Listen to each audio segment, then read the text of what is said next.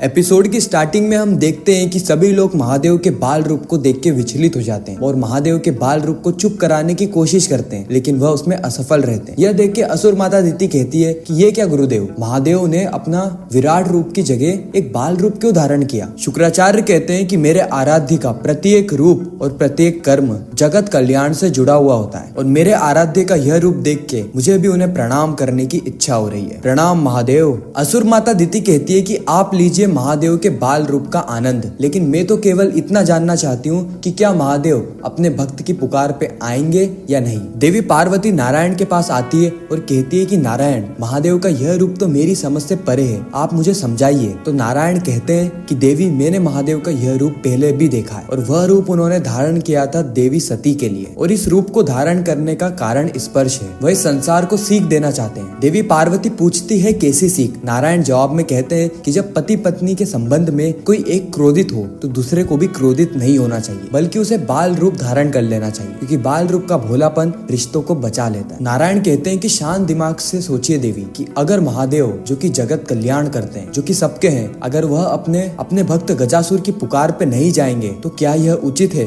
यह सुन के देवी पार्वती सोच में पड़ जाती है और महादेव से कहती है कि महादेव जाइए और निभा लीजिए अपना कर्तव्य, हम सभी अपने भावनाओं को समेटने में सक्षम हैं। फिर हम देखते हैं कि महादेव अपने बाल रूप से अपने असली रूप में आ जाते हैं। देवी पार्वती कहती है कि जाने से पहले आप मेरे भय का समाधान देके जाइए कि अगर आप सही में संसार से विलुप्त हो गए तो हमारा क्या होगा, इस संसार का क्या होगा। महादेव जवाब में कहते हैं कि देवी, उद्देश्य हमारा आधार है, अगर हम भय से निर्णय लेंगे तो वह निर्णय इस संसार के लिए गलत सीख देगा और हम सब तो मोह माया से परे हैं। कोई अगर एक बार भी सच्चे मन से शिव को पुकार लेता है तो उसे फल अवश्य मिलेगा। फिर हम देखते हैं कि महादेव कैलाश से सीधे गजासुर के पास जाते हैं। गजासुर महादेव को देख के वापिस से खड़ा हो जाता है। गजासुर की हालत को देख के महादेव को बहुत बुरा लगता है कि एक भक्त को इतनी ज्यादा पीड़ा सहन करनी पड़ी। महादेव गजासुर से कहते हैं कि बोलो क्या चाहते हो तुम। गजासुर जवाब में कहता है कि महादेव, सबसे पहले तो मैं यह चाहता हूँ कि हम दोनों की वार्तालाप इस संसार में कोई भी ना सुने, क्योंकि आज जो बात होगी वो एक शिव भक्त और शिव के सामने होगी। उसी वक्त हम देखते हैं कि महादेव अपने त्रिशूल को जोर से भूमि पर रखते हैं, जिससे कि आसपास एक ऐसा सुरक्षा कवच बन जाता है जो कि इनकी वार्तालाप को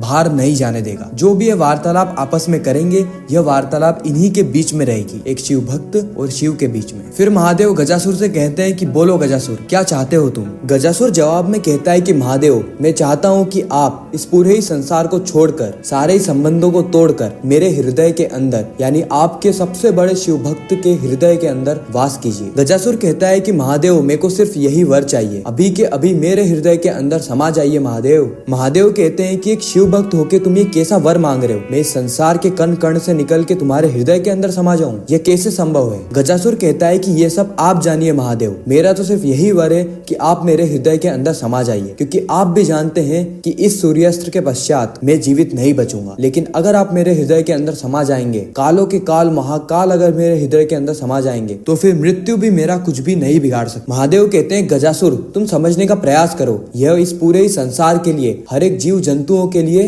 अन्याय होगा। गजासुर महादेव से कहता है कि क्षमा कीजिए मुझे महादेव, क्योंकि इस वक्त मेरे लिए मेरे प्राण ज्यादा मायने रखते हैं इस संसार से। इस वक्त सिर्फ और सिर्फ मुझे ये सूर्यास्त्र, मेरा मृत्यु दिख रहे हैं, मुझे बचा लीजिए महादेव मेरे अंदर वास करके। महादेव गजासुर को समझाने का बहुत प्रयास करते हैं, लेकिन गजासुर नहीं मानता है। फिर गजासुर महादेव से कहता है कि महादेव, मैं अपना सीना चीर रहा हूँ, आप मेरे हृदय के अंदर वास कीजिए। महादेव के मना करने के बाद भी गजासुर अपना सीना चीर देता है और यहीं पर ही यह एपिसोड खत्म हो जाता है, इस सस्पेंस के साथ कि क्या महादेव इस पूरे ही संसार को छोड़ के अपनी भक्त की इच्छा को पूरा करेंगे। ये सारी चीज हमें पता चलेगी आने वाले एपिसोड में। बाकी आपको ये रिकैप कैसा लगा कमेंट सेक्शन में जरूर बताना। अगर आपको ये वीडियो अच्छी लगी हो तो वीडियो को लाइक करके, चैनल को सब्सक्राइब करके ज्यादा से ज्यादा लोगों को ये वीडियो शेयर करना, ताकि हमारी फिर से मुलाकात हो। हर हर महादेव।